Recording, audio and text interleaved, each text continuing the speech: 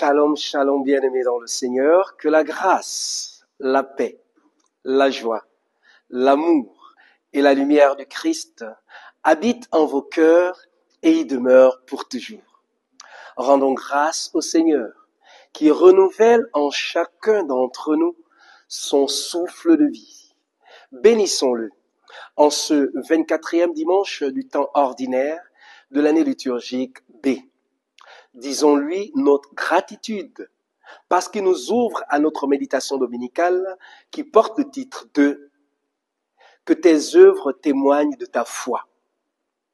Oui, chers frères et sœurs, en parcourant les textes de ce dimanche, nous pouvons nous rendre compte qu'il est question de l'engagement du chrétien. C'est-à-dire que les actes, les œuvres que nous posons au quotidien témoignent de notre appartenance au Christ. En parcourant la première lecture, le prophète Isaïe décrit le libérateur d'Israël, le libérateur des Juifs. Et il dit que c'est quelqu'un qui passerait par la souffrance. Et c'est quelqu'un qui a été obéissant à la voix du Seigneur. Cette situation se reproduit également dans l'Évangile, où Jésus commence par poser la question à ses disciples, au dire des gens, qui suis-je? Tu es Élie, tu es ceci, tu es cela. Et vous, que dites-vous? Pour vous, qui suis-je? Cette question nous est posée aujourd'hui. Et il ne s'agit pas de reprendre ce que nous avons appris à la catéchèse. Il ne s'agit pas de reprendre ce que nous avons entendu à l'église. Il ne s'agit pas de reprendre les paroles d'une tierce personne. Il s'agit de faire l'expérience de Dieu. C'est-à-dire d'entrer dans cette relation d'intimité entre Dieu et nous, de telle sorte que nous soyons capables de dire qui il est réellement pour nous. Et non pas pour les autres d'abord, mais pour nous. Ensuite, que fait-il? Il enseigne.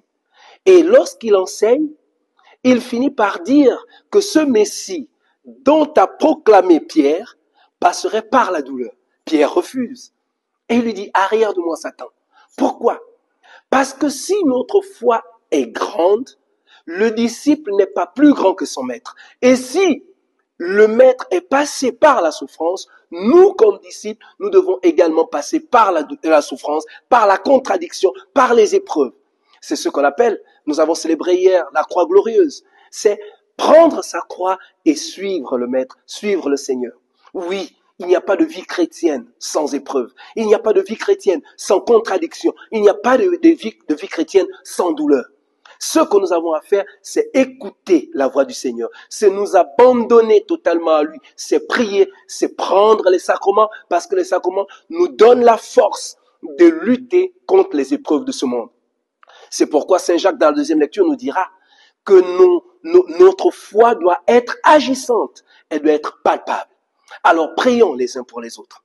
Demandons au Seigneur la grâce d'une foi ferme, ayant fait l'expérience de la rencontre avec lui, pour que face aux épreuves, aux difficultés, nous tenions bon sur la voie du chemin qui nous conduit au salut. Mais surtout, que nos paroles, nos pensées et nos actes témoignent de notre appartenance au Christ, témoignent de notre foi pour sa plus grande gloire et le salut de chacun d'entre nous. Loué soit Jésus-Christ à jamais. Que le Seigneur vous bénisse et vous accorde de passer un fructueux dimanche, lui qui est Père, Fils et Saint-Esprit. Amen. Soyez bénis.